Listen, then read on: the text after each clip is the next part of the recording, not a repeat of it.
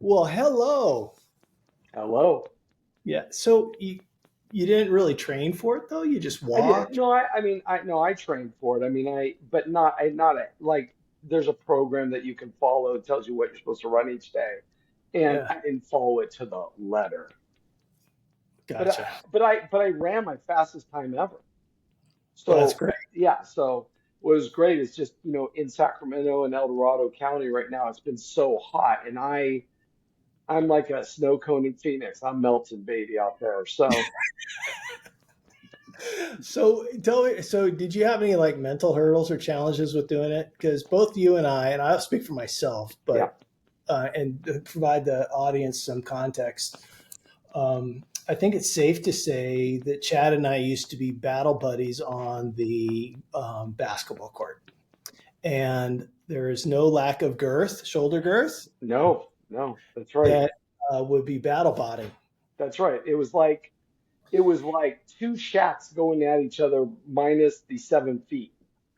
The weight, Totally. yes. The height, no. Height, no, no. Big feet, hairy feet like hobbits. That's But right. but I know it's hard to run because my knees, even man, after I got out of college playing soccer and stuff and wrestling and all that stuff, my knees were like shattered glass, and it always would they would because the girth and the weight would always be hurting my knees. Do you suffer from that when you're I running? do. That's the reason why, honestly, I don't think I run faster is because I'm so worried about the mileage on my knees. And Mm, so I try and push myself, but I don't want to get injured. And yeah, so there's always that little bit of balance between running hard and kind of just maintaining a pace. And so that's really I'm always toggling between the two, trying to figure out, should I go faster? Obviously going uphill is you know downhill's a lot better. you know whether you're running or I rolling. beat everybody downhill. I can't stop myself. But Well, yeah, this is running or not a rolling. natural runner's body. So the challenge I have are just really just going uphill, but you learn. I mean, I've learned, because Romy's been running for a while, and I started running just because she had been running. She said, "We should run a half marathon together." I'm like, "Okay." And then COVID hit, and she got COVID right when we were supposed to run the half marathon. And can you hear my cat? No. Oh, Oh, okay. So we run a half marathon, and she got COVID, and I'm like, well, we're signed up. So I kept training for her, and never ended up running it for her by myself. So, and it was something I'd never done before. It's just not, like I said, our body types are similar. I'm a little taller, so I've got that going. So that's good. Okay. exactly. But Exactly. um, but yeah, so Yeah. but you learn like when you're running up hills, you take smaller steps. When you're running downhill, you take wider steps, and and what happened was we were in El Dorado County. I've been training up here, and as you well know, there's hills everywhere. And it was hot, but we go to Santa Cruz, and it is overcast, 65 degrees. It was beautiful, and I'm like, this is what I can run in this weather all day long. So it was really good. We had a great event, and everybody did well, and it's crazy. My son Stefan, who he's he keeps in shape, but you wouldn't think he's a runner, but he ran really well. My brother-in-law Gary, he did it in under an hour. So it's just yeah. So it was fun, and we think we're gonna make this a family event now. Are you picking up momentum to do a lot more of it, or is it just like a one-off? 10Ks. I told Romy, I said that, Romy's my wife.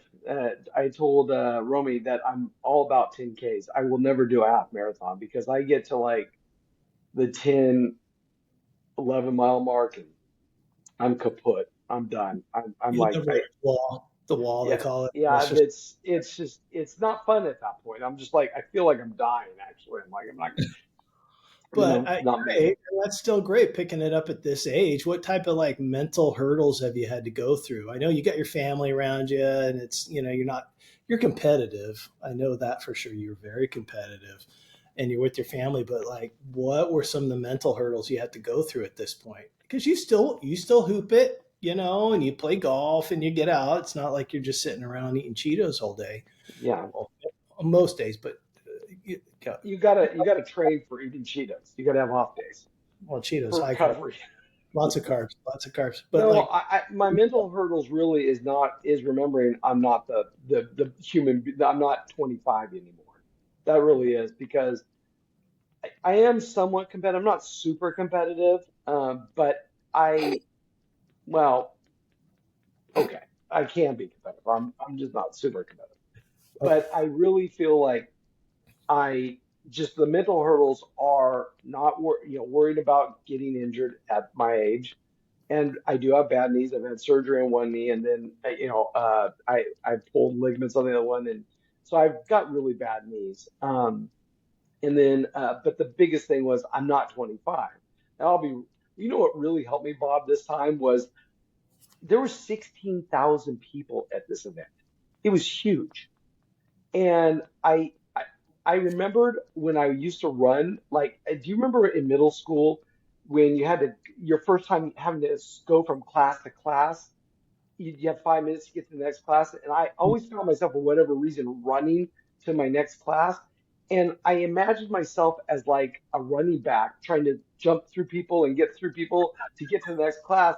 And there's 16,000 people in front of you, I felt like I was in a football game trying to weave through people. And it kind of motivated me to like, juke and jive and whatever and stuff. So it kind of motivated me to run a little bit faster, I think. So. But good. mental hurdles, I just, it's just the begin. Like, okay, I'm gonna do this. Uh, it's gonna take this long. Carve out the time and just go. And that's what I do. And so if I have to run 5 miles, 7 miles, 8, 10, 12, I just go, okay, I'm just doing it. This is what I've said I'm gonna do. I'm just gonna do it. And I've just really started to do that. Now, I've learned, like I said, I'm not doing long mile. I'm not doing half marathons anymore. I'm built for 10K, 6 miles. That's it. Gotcha. Well, that sounds like fun though. I mean, that's really impressive. I don't Thank you. know. I'm doing a lot of mountain hiking and so Hmm. forth. That toughens you up pretty quick. And my knees have been really, really good, which is surprising. But I think what it is the constant pounding on the concrete asphalt. I think concrete has a different impact on your ligaments inside your knees Yeah. and your hubcap and your hubcaps, your caps. But well, that's impressive, man. That's really impressive. Well, man, like I said, I mean, I'm with you on I never realized how important shoes were. Like, I had a nice pair of running shoes, and What are then you I got a running? little, what's that? What are you running? They're called Hokas. Oh yeah, Hokas. Love Yeah, yeah, Hokas. yeah. Yeah. I used to have another pair that I thought were great because I'd never even had a pair running. And then I splurged and got these nicer ones, and they they almost make you feel like you're floating on air. So whether you're running on concrete or on just a trail side or something, it feels good. So where I train around here is I go from sidewalks, streets to trail paths, and it's good either way. So that's really saving our good shoes. That's awesome. What would you suggest? Like maybe three tips that people are starting at halftime, saying, "Hey, I'm going to start running. I'm going to, you know, achieve my first. Let's just say 5K and then 10K, or if they want to do the half, what would you suggest? What would you start number one? Looking back on it now, Well, for me, I mean, the big thing for me was I literally said I'm going to get the app.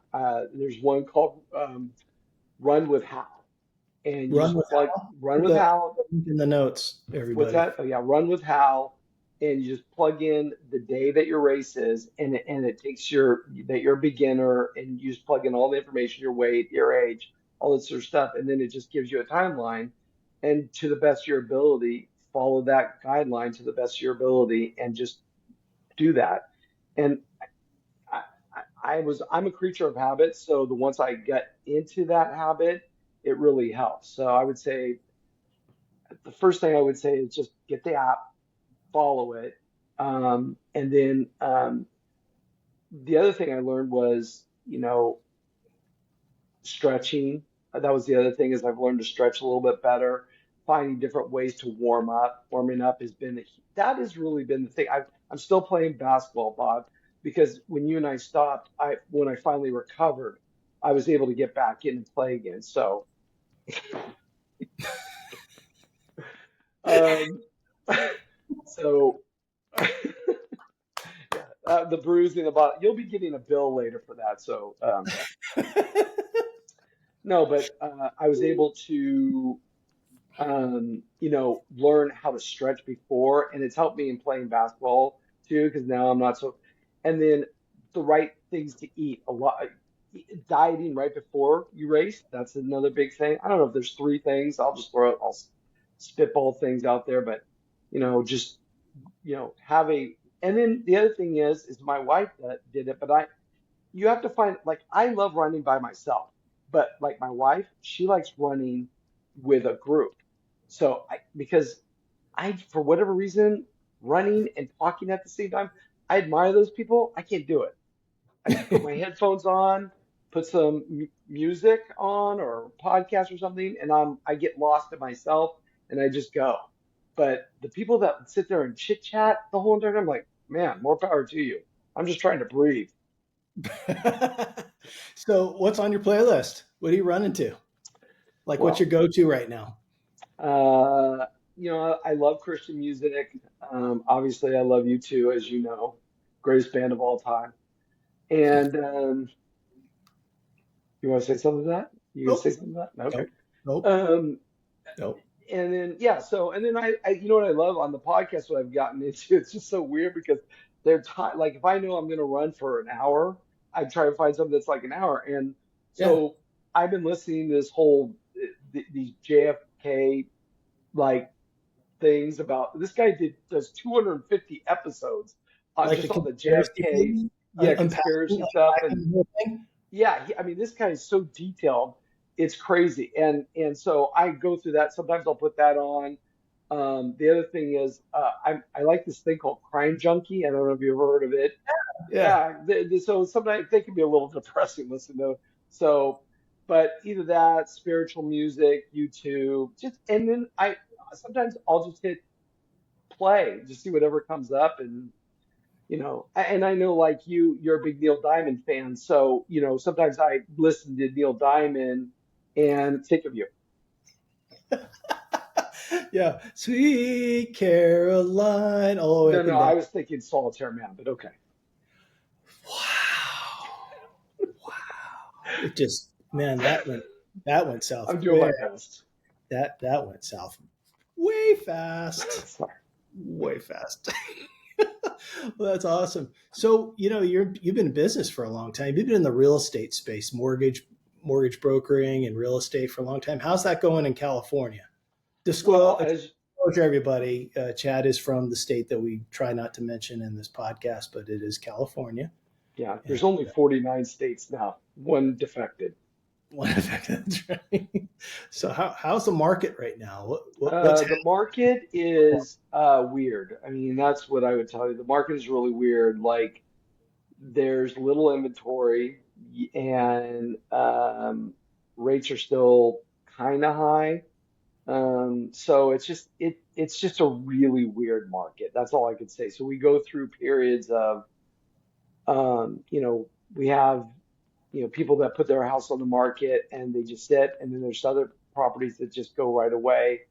But a lot of those people are people still moving from the Bay Area that have, they can put down 20% or whatever, or they buy it outright. So it's just a really weird market. So we're Mhm. looking forward to the future. Hopefully, there will be, I think, hopefully by the end of this year or the first part of next year, there'll be a big, I, there could be a big, mortgage boom for us that are, because for the last 3 years or last 2 years, people have been in the sixes, sevens, but it could drop down to fives, and it creates a whole new industry for us. So Later this year, Fed yeah, signal it's going to make a cut at some mhm. point.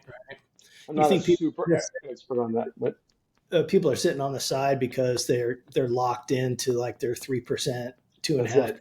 mortgages, and like, why am I gonna? get out of this sweet deal right now. That's right. And that's the thing. The thing that's popular right now are second mortgages, equity lines and second mortgages, because people are like, because what people are doing is they don't want to give up that 3%, but yet they're racking up credit card debt, and then they're like, well, oh, we've gotten to that, so now we still have equity in our house, so they're putting it into a second mortgage because they don't want to lose the first. Um, but yeah, so they're doing that, and then that's the whole point is that if it comes down to 5%, well, they're paying, 10 or 11% on a second mortgage or whatever. Then they have to determine if it works, if it makes sense for them to lose that three, just to, get by. 11, 11% seconds Yeah. HELOCs. Yeah. People are doing that. Oh, yeah. That's crazy. That's like if you invest in the stock market, the average rate of return is 10%, 11%, and your money doubles every 7 years at that. And so now you're giving it to the bank to double their money every seven Yeah. to 10 years at 11%. I, It's not. it's a horrible cycle. I in my business, because I'm more on the loan side, right? Spencer, my brother, he does more of the real estate side. I'm on the loan side, and I tell people all the time, my goal is I want you to get on a loan where you never have to call me again. Like, we put you on the greatest loan, and hey, we did our job. Really, ultimately, our goal is get you on the lowest loan, get you on a rate that you can, and hey, mention us to other people, But at the end of the day, because of all sorts of factors, especially in California, people just start getting back in debt, and next thing you know, they've got the equity, they've got that 3%, but they have to make decisions. I wish it wasn't like that, honestly. That's Yeah. my my business is really like I ultimately put people in debt, but I hate it. I hate it. I just wish people would, you know, just get on that one loan and stay on it, pay it off, and you know, because it really creates a lifestyle issue, where you're now living for all sorts of things that they may, that changes their lifestyle and doesn't bring a lot of joy to them, because they're so stressed out about things. We can't be a slave to two things, and Mhm. that's what happens a lot of times. So, That's amazing. I mean, so, you're sitting across from a lot of people when you're doing this, you're talking on the phone and so forth. And do you see it's the issue of the racking up thousands and right away thousands and thousands of dollars of consumer debt is the issue of um, instant gratification oh yeah, driven by 100%, what's on the gram. Oh, I got to have that, or peer 100%. pressure. What would you say are the top? Unpack that a little bit from Yeah, your my perspective. brother-in-law is a manager at Trader Joe's, and they're having career. I mean, Trader Joe's are having these tremendous days. People are spending more money, and it's like, well, the economy's not doing well. How are people doing that? And Mm-hmm. it just dawned on me. They're putting it on their credit card. And when you put stuff on your credit card, you're not really thinking about how much you're spending because it doesn't come out of your bank account. So people are spending more without thinking because they'll say, "Oh, I'll pay it down the road," and ultimately that is job security for me at some point. But at the end of the day, people are spending more because they're just putting it on their credit card. They don't care. I think there's a little, a lack of responsibility or caring, and just I don't want to be a hypocrite. I'm guilty to that too, to a certain extent, but that's my own personal opinion. That's what happened because I'm like, wait a minute, if the economy's not good, people aren't making much, inflation's so high, which it is. How are people spending more money? Well, obviously the inflation helps, but people are putting it on their credit card.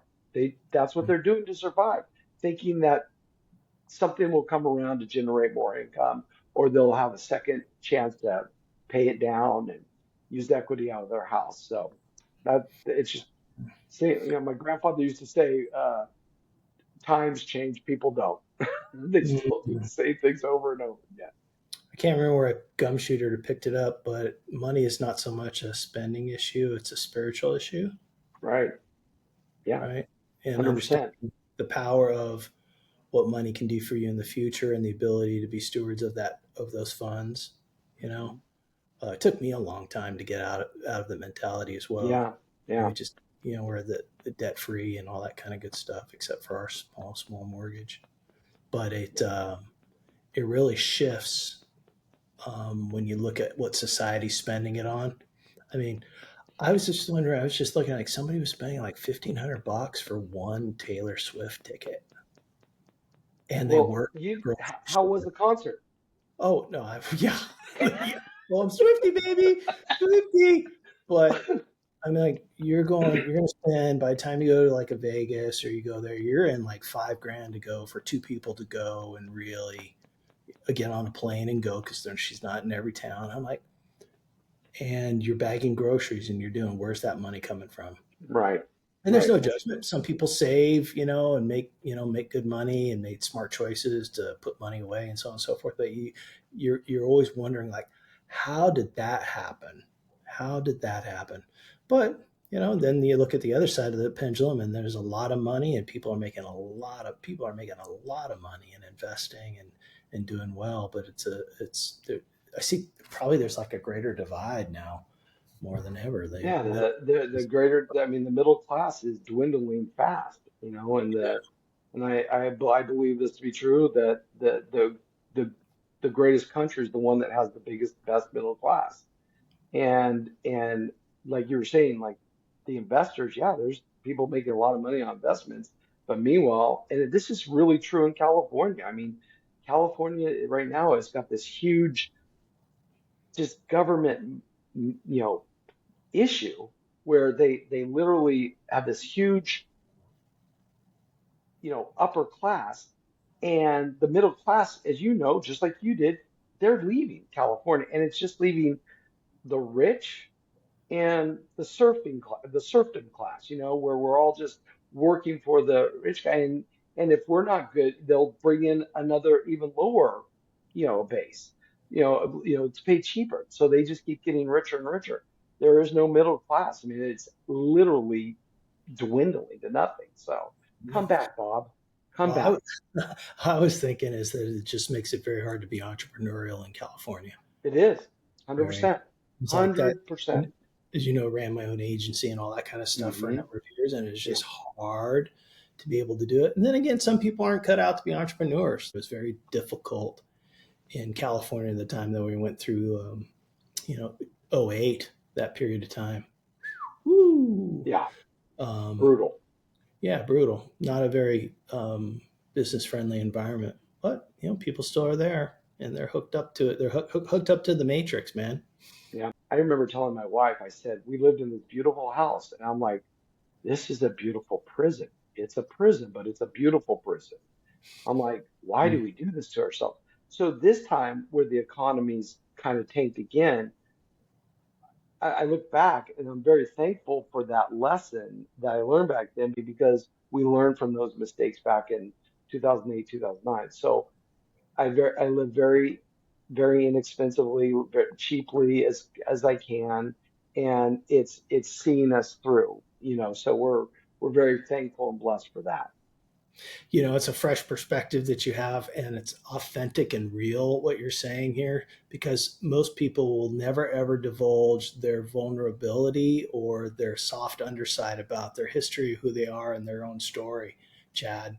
And um, people that are on YouTube or doing podcasts, it's always like the person how they succeeded. It's always aspirational and motivational in the process, but you're really speaking to an aspirational, inspirational side of a person that hopes to be there along the way.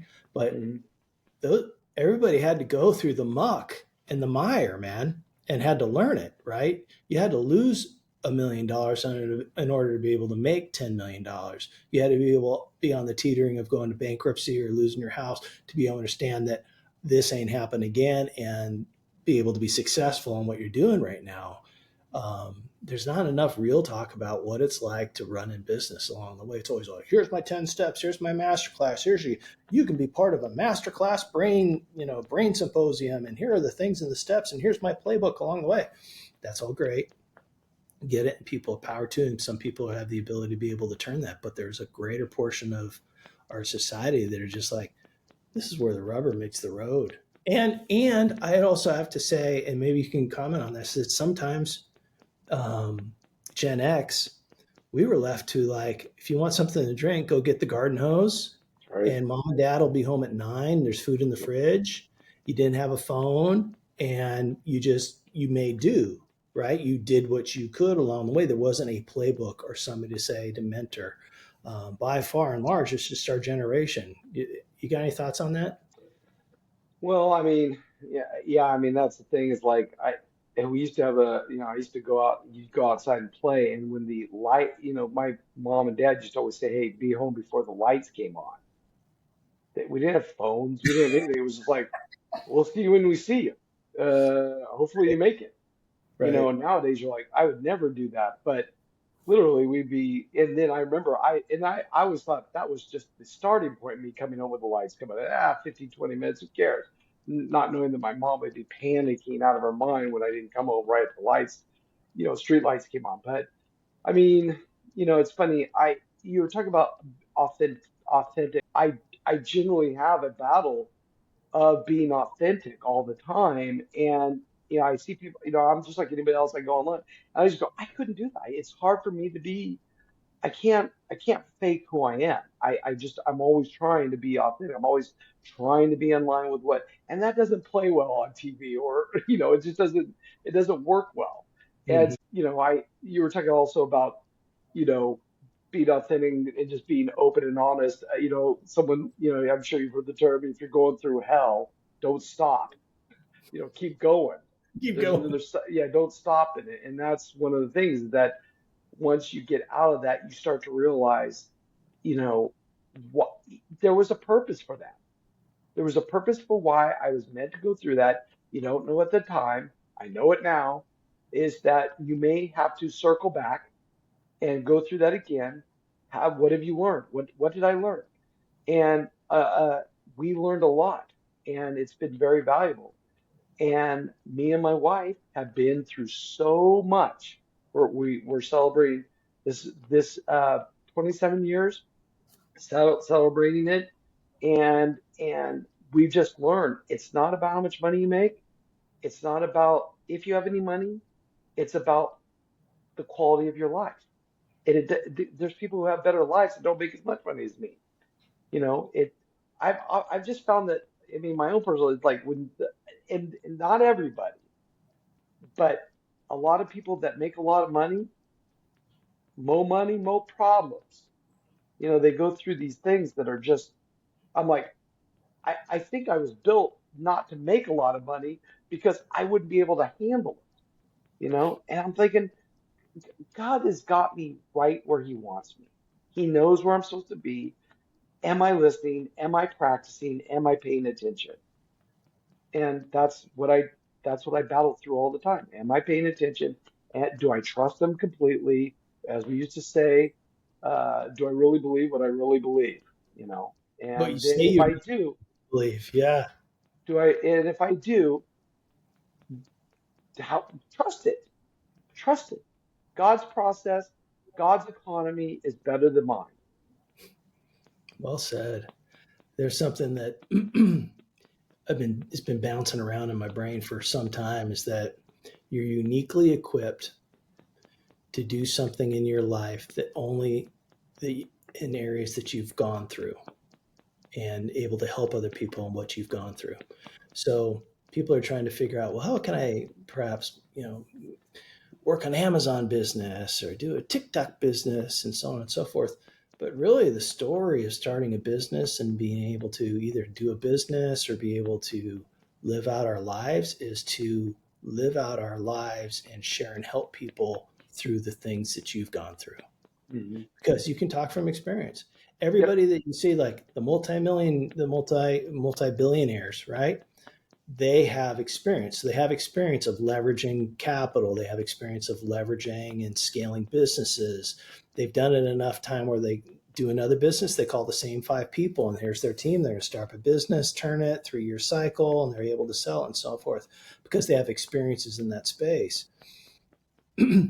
our lives are a testimony of our walk and where we've gone, and to be able to help people, if our goal is to help people, then living our lives and sharing what we've gone through is probably one of the greatest initial assets we have to help other Mhm. people and be successful.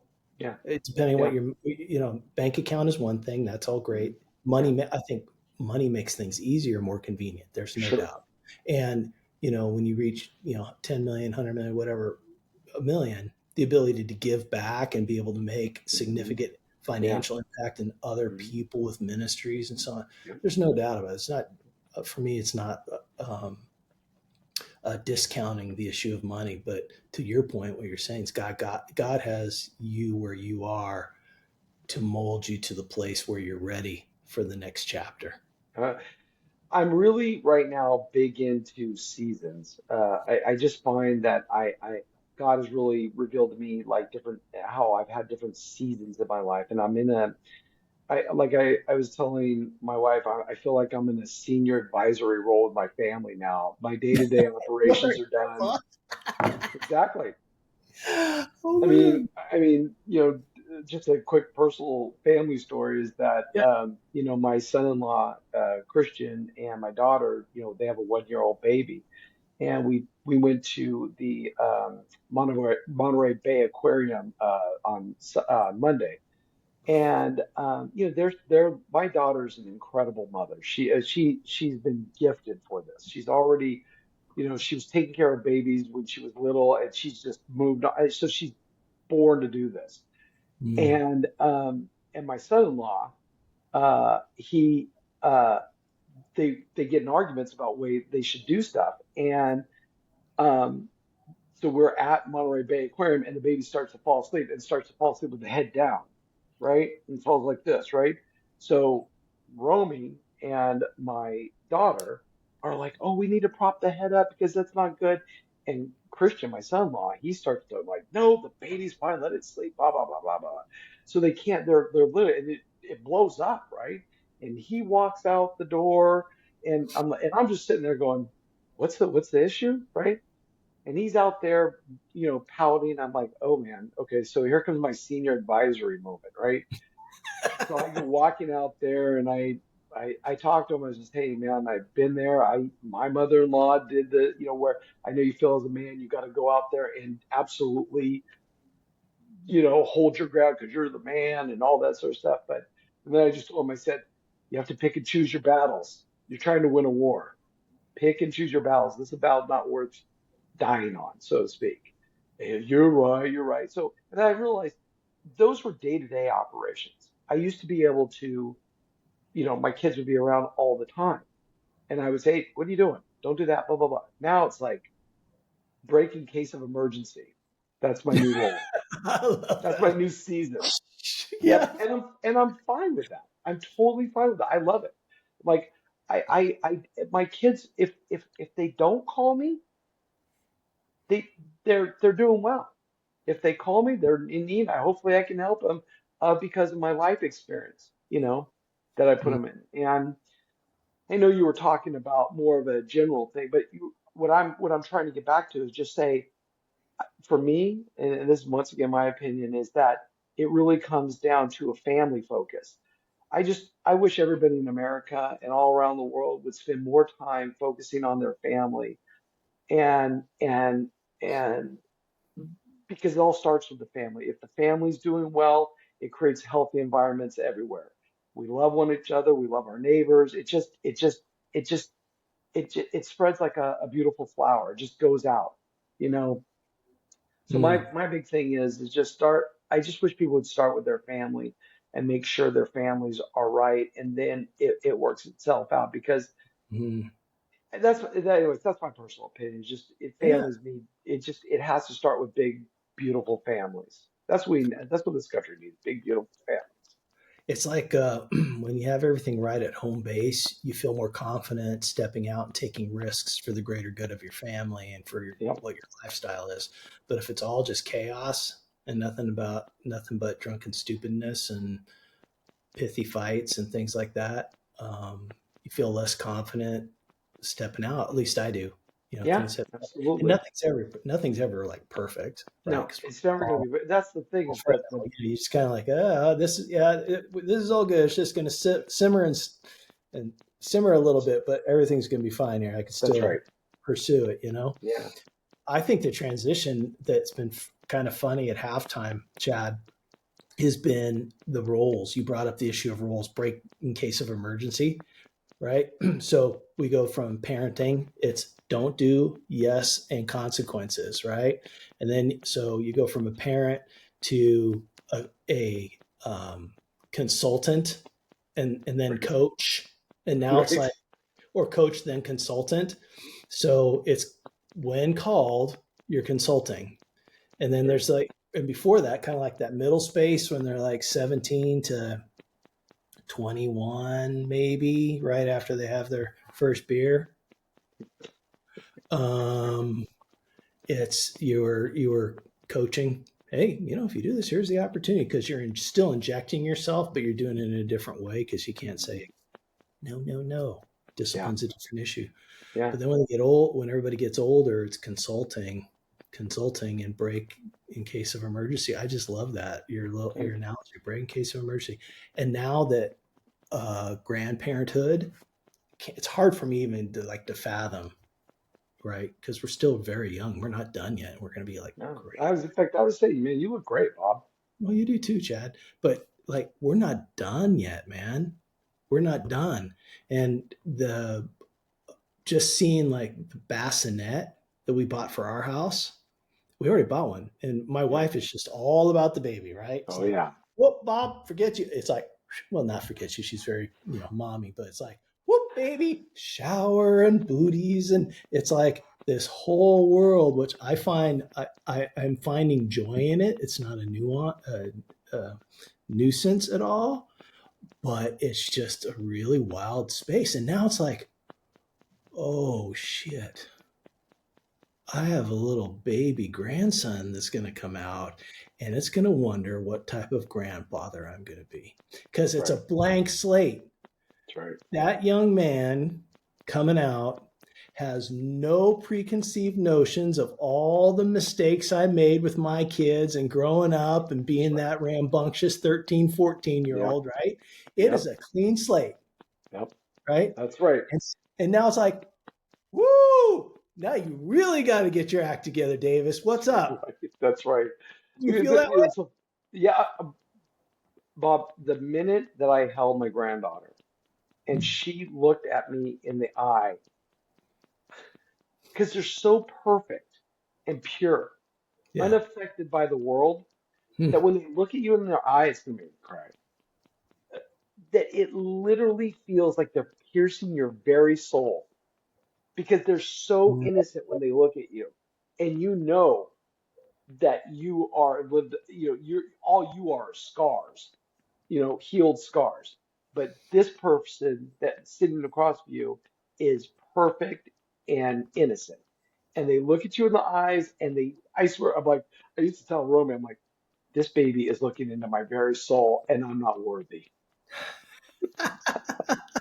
But it's the greatest feeling because all of a sudden you're talking about, one of the things that also it's like now as a grandfather and an advisory role to my kids, and now, I'm there for advisory, but I still also, in me, I still want to be an example of leading the charge Mm, as the grandfather to both, my grandchildren and my own kids. Like now that I'm, in my 50s, what does that look like? I'm that part I'm still hashing out. Well, I'm running. I want to be athletic. I don't, yeah, I don't want to do anything, but I want to try new things too. I want to try new things that are healthy for me, so I can be an example to. Because honestly, in my own life, I mean, I had my grandfather who was a huge example for me on how to mm, live a good life, as you get into your 90s. But I just absolutely just want to try and figure out what that looks for me. I'm not my grandfather, but what is Chad Grimenstein going to be in his 60s, 70s, 80s, and whenever the Lord takes me home, I don't know. But I just want to be an example to my grandchildren and hopefully my great grandchildren. Gosh, there's so much about like what we're talking about the purpose of this channel. They're going to be they're examples of people that are doing really hard stuff, and hunting, fishing, the adventures. What we really Yeah, talk about is adventures, and Mount Everest and so on and so forth. And those are some of the things that you want to do, which I hear you saying. Maybe it's like running or whatever. There are new things you want to try. You're at a space where you have less fear of failure because you've been around, and fear is a lie and darkness distorts. That's like that's a right. underlining mantra of this channel, is that fear is a lie and darkness distorts. And then on the other hand, I feel, and I resound with you on that. On the other hand, not on the other hand, but in addition to that, for the family, the kids and the family, people have known me 20 some odd or more years, like yourself. It's like, no, you can change. You're going to make a run at it. You don't have to be stuck in this. This is not your box that you have to play in for the rest of your life. You can go and do new things without fear. Grandpa still was getting after it every single day. Like you were talking about your grandfather. I know your grandfather was a World War II veteran, and just Yeah, just amazing impact on your yeah, story and your life. You, yeah, as far as a patriarch of the extended family. absolutely. We're not done yet. There's No, no way. no. There's I no mean, way. and the thing is, I'm not kidding myself either. At the same time, it's not just about those adventures that I might have, because the other adventure is the real adventure is that as I get older, what is it going to look like to take care of my wife if she is in poor health? Or if I go in poor health, what would my attitude be like depending on the situation? I don't know. I hope for the best. Mm-hmm. But the point is, I want to be an example to my kids on how I best take care of my wife, because my also not to, my parents who are still alive, hopefully they will be for a long time, but how I resolve the end of their lives. I mean, I know it's not really fun to talk about, but it's real. I mean, the thing is, Totally. I like, how can I be an example and be that? So I know those things are upcoming, and so in my mind, I'm sort of prepared. I know it'll be worse than when it gets there, but I'm like that. These are opportunities to show example to the generations below me. Phenomenal, dude. Phenomenal. I totally agree. Echo, echo, echo, Yeah, echo, ditto, ditto, echo. ditto. What would you, Chad, where you are right now, what would you say to your younger self, your 20 something self?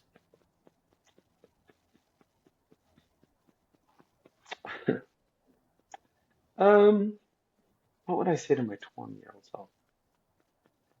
I guess the thing I probably did, because I never, you and I have talked about this before. One of my big things, I never really knew what I wanted to do when I was growing up.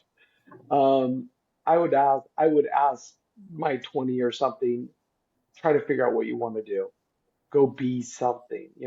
What I do now is because I fell into it. Uh, what I'd want to try and do is say, go to college. I was a history major in college. I didn't finish college, but I was a history major. I loved history, got into history, and as soon as I got into it, I'm like, this is more of a hobby. I don't find it that I couldn't see myself teaching or anything like that. So, so just to let me, actually, if my 20 years off is, what you just answered, you made me think about it because I wasn't expecting this. Get to know your Lord and Savior right away. That would be it. Because when I was 20s, I was not walking with God at all. I didn't really become a follower of Christ until I was in my 30s. And so that would be the thing is I would push me to go and be in line with what Christ has for my life. And then I would have, but I, it's so funny, Bob, is that I just sit there and go, God has me right where he wanted me. I just, he's got me where he wants me. It's not perfect, but I know it's what he wants for my life. So I think I would just go back and say, hey, open up your Bible, start reading, and start getting to know the one who made you and who loves you. Uh, at the end of the day on your tombstone, what do you want to say? I love what Bob Hope said when he was dying on his bed, and he said his daughter comes up to him and says, "Hey, Dad, what do you want on your tombstone?" And he says, "I don't know. Surprise me."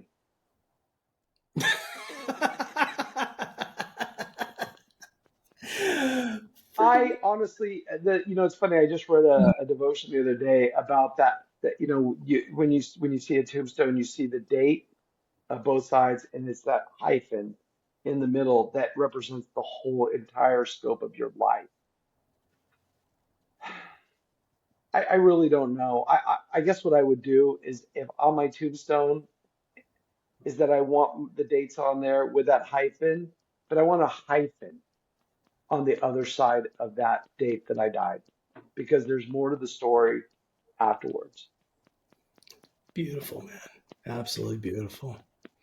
Chad, we're going to follow up again. We should call our time together between two light poles.